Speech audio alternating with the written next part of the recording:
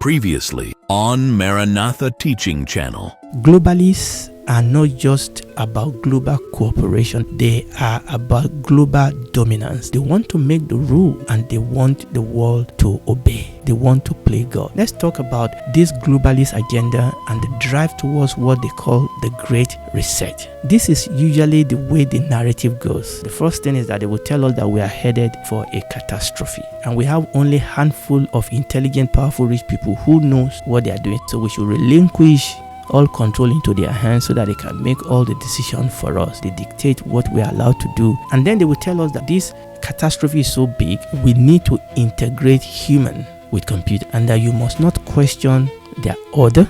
This script was played out before the whole world in recent years during the COVID pandemic. And that was just a test run. And everything that I've just listed here, I've taken from the book of World Economic Forum.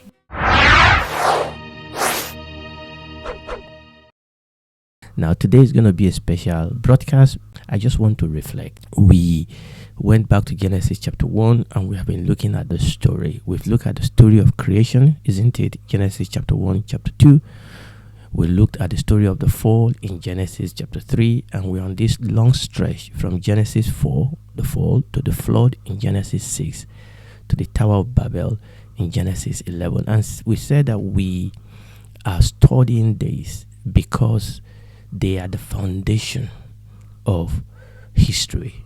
They are the foundation of humanity, and they are the foundation of the Bible.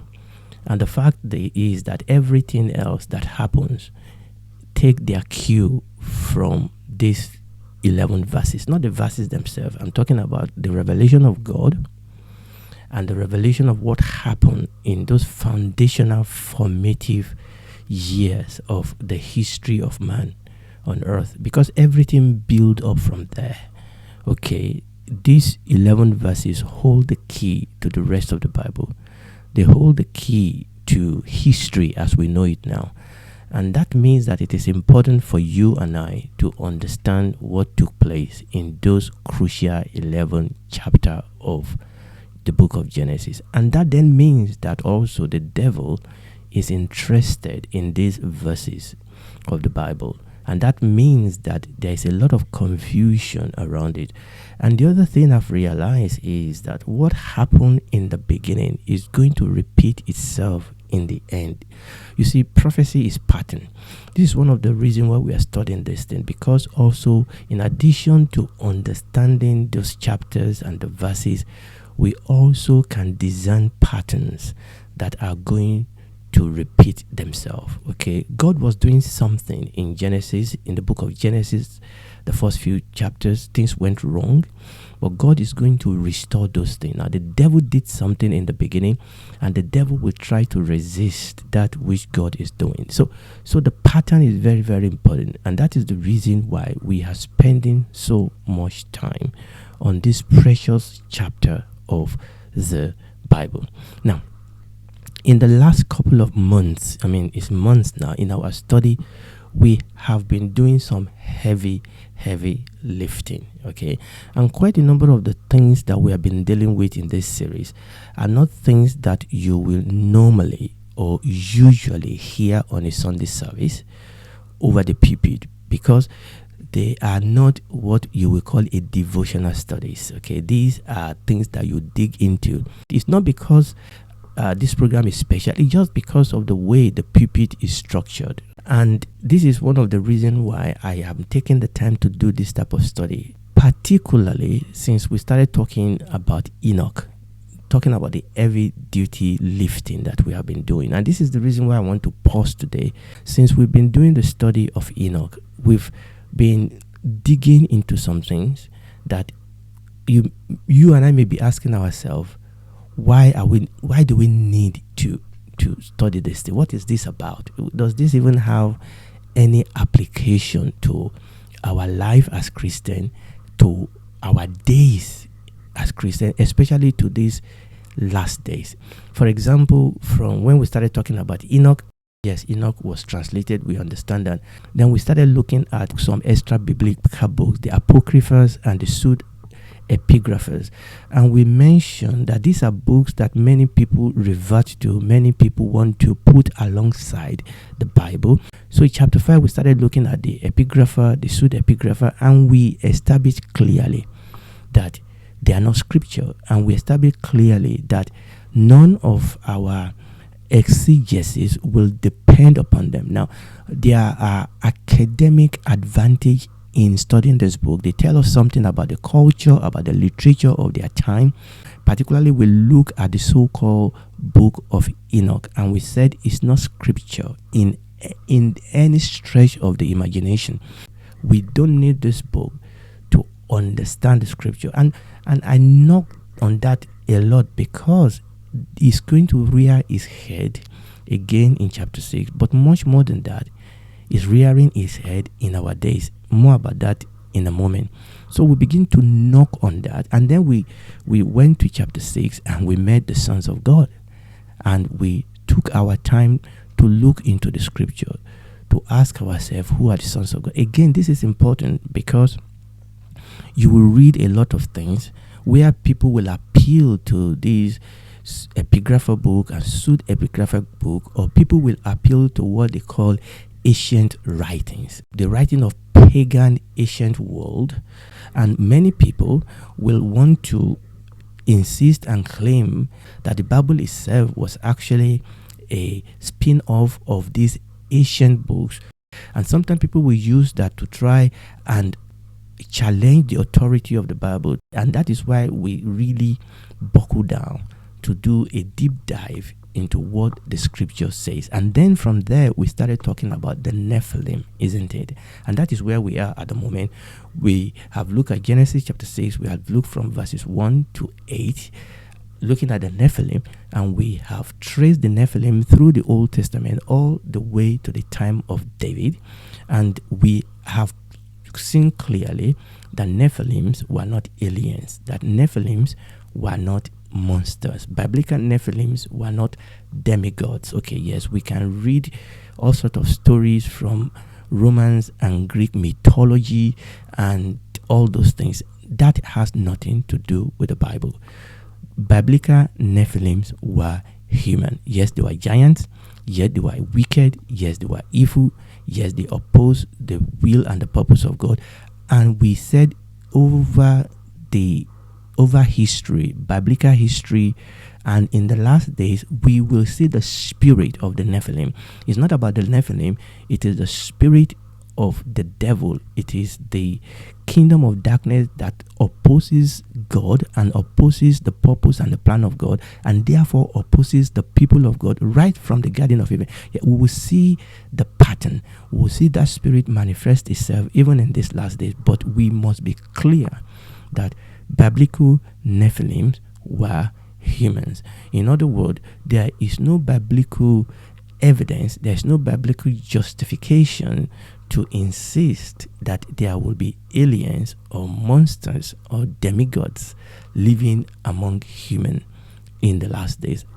And this is important for us to establish because you will see a lot of that about in the last days. So I was just telling you about the heavy lifting study that we have been doing. And again, the question I'm reflecting on today is why? Why do we have to study this? Why is this necessary? Number one is the fact that it's a pattern. Is the fact that we need to know these things so that we will not be deceived. Yes. Now, it is important for us to study this thing because of what the Bible says about the end time. But before I read the scripture, during the week, I listened to a very popular podcast. In this podcast, they were interviewing a gentleman. I'm not going to mention his name. And the gentleman just rabbled on and on and on. It's one of those people that have gone down the rabbit hole and has thoroughly convinced himself and believe a lie. Okay? It's one of those people that believe in this ancient writing, ancient documents, this pagan world, that the Bible was a rip-off from these people. One of the things he was saying is that actually, that number one, God is a frequency. That number two, wait for it, that Jesus was an alien. and that the devil was the good guy. All these things that people have come to believe in because they read that book, that ancient book, and that ancient manuscript, and then they visited that ancient site and they have read that ancient inscription, and we are doing this puzzle, we are doing this jigsaw, we are putting it all together, and we are saying, what, God is a frequency, there are alien technology, and a whole lot of this thing actually deceive people. So I was listening to this guy and I'm thinking, wow, this is the reason why what we are doing is very important. The Bible says that in the end time, difficult times will come. People will find it difficult. People will not be able to tolerate the truth. And they will heap for themselves teachers that will tell them what they want to hear. Now, that applies to the church, but that also applies to the world in general. We are living in a world now where it is becoming increasingly more difficult for you to be able to discern between the truth, reality, and fake. For example, today I've just released a song. I hope you've heard it. Okay, that song, I actually made it with an AI music generation software. Now, if I didn't tell you it was a machine that did it, not too many people will know that it was a machine. These machines are becoming so good at what they do, that it's becoming increasingly difficult for you to be able to tell apart what was done by human and what was done by machine. It's the same thing with what they call the deep fake. Have you heard about the deep fake? In other words, somebody can scan me and actually can make me say things that I never said. The machine can clone me and they can put word in my mouth, and you will see me live on video saying things, and you will say, but I saw you saying it. I said, that was not me. And it's becoming increasingly difficult to be able to tear apart between the wheat and the shaft. And it's the same thing today. It's beginning to become more difficult to separate between these false prophets in the church and false prophets in the world. People that are increasingly challenging the authority, or people that are increasingly challenging the existence of God, continually challenging the authority of the scripture. And this is the type of challenges that we are facing in our days. The Bible says, the Lord Jesus said, if you continue in my word, then are you my disciples indeed, and you will know the truth, and the truth will set us free. The church have to equip Christians to be able to tell apart the shaft from the wheat. This podcast, I was looking at the comments. In fact, this morning, I spent a lot of time scrolling through the comments. There were, at the point I checked it this morning, a couple of hours ago, there were almost 12,000 comments on this podcast. And most of them called this gentleman a seeker of truth. Most of them applauded him. Most of them believed him. And many of those are supposedly Christian. And some of them are not. And some of them think that this is the reason why they will not believe the Bible. So it is important. We are living in that time. We are living in that days when these things are happening.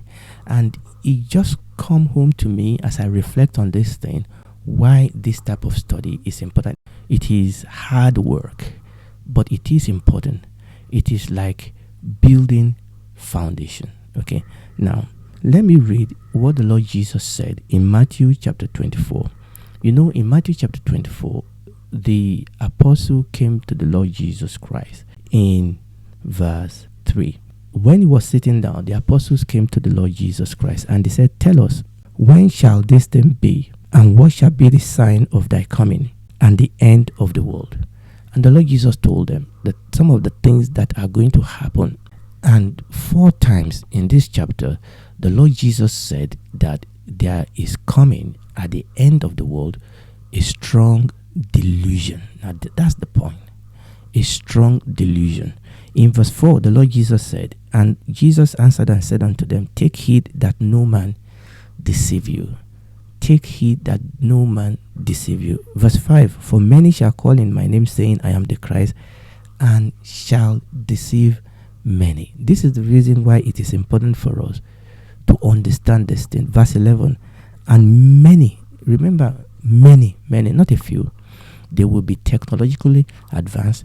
They will have so-called evidence. In fact, some of these things they will support with the work of miracle. Verse 11, and many false prophets shall rise and shall deceive many. There's a lot of deceit going on out there. Verse 24, for there shall arise false Christ and false prophet, and shall show, wait for it, great signs and wonders, inasmuch that if it were possible, they shall deceive the very elect. False prophet, false Christ. And as I was listening to this young man, he was confident.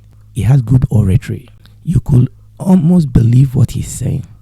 But the Bible says there will be many of those. False Christ, false prophet.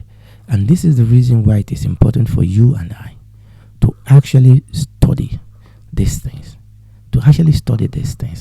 And when you go to the book of 2 Thessalonians, we read this recently, the book of 2 Thessalonians chapter 2 verse 7. The mystery of iniquity does already work. Only he who now letteth will let, until he be taken out of the way. And then shall the wicked be revealed, whom the Lord shall consume with the spirit of his mouth, and shall destroy with the brightness of his coming, even him whose coming is after the working of Satan, with all power and signs and lying wonders. Verse 10, and with all deceivableness of unrighteousness in them that perish. You see, the same spirit that we came across in Matthew chapter 24. But listen to this, verse 10 again. And with all deceivableness of unrighteousness in them that perish, because they receive not the love of truth, that they might be saved. When people reject the truth, something happens. Verse 11, and for this cause God shall send them strong delusion, that they should believe a lie, that they all might be damned who believed not the truth, but had pleasure in unrighteousness. It's coming to a point that when people refuse the truth, or refuse to believe the truth, they will believe a lie. And there's a lot of that around us today. Again, I came back to what I said earlier on. I have to be equipped. You and I have to be equipped. The Bible says all scripture is given by the inspiration of God and is profitable for doctrine, for reproof, for correction, for instruction, for training, that we might be equipped.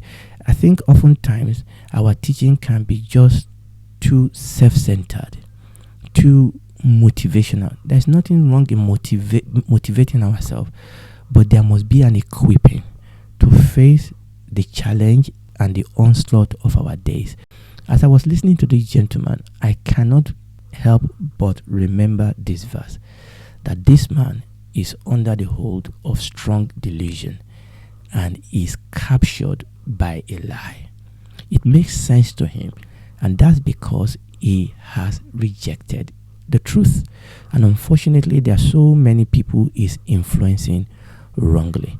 Unfortunately, there are honest scholars, and I talked about some of those. Remember when we were talking about this so-called divine council, as we were talking about the sons of God. These scholars may have the tools to be able to discern between the deep fake and the original. They may have, but so many people that they are exposing this teaching to don't have that discernment, and this is opening up people to be deluded. And I believe that it is important for us to dig deep. Okay, like the church in Berean, they went back to search the scripture. I believe that God does not want us to just drink the milk of the world. He wants us also to eat the meat, to chew the bone of the world, because you and I are going to need them in the days in which we live. Now, that is the reflection for today, and I believe that this is important. And if you are listening to me, don't let the devil deceive you. There's hell, there's heaven, there's God, there's the devil, and you can't be saved. God died for you, and you can receive him as your Lord and Savior and be saved. Ask him to save you, and he will save you right now. Ask him in your own word, I'm a sinner, save me, and he will save you. And you can then be a member of his family, a citizen of his kingdom, and you will then be able to spend eternity with him in the new heaven and the new earth at the end of the day. Do it right now.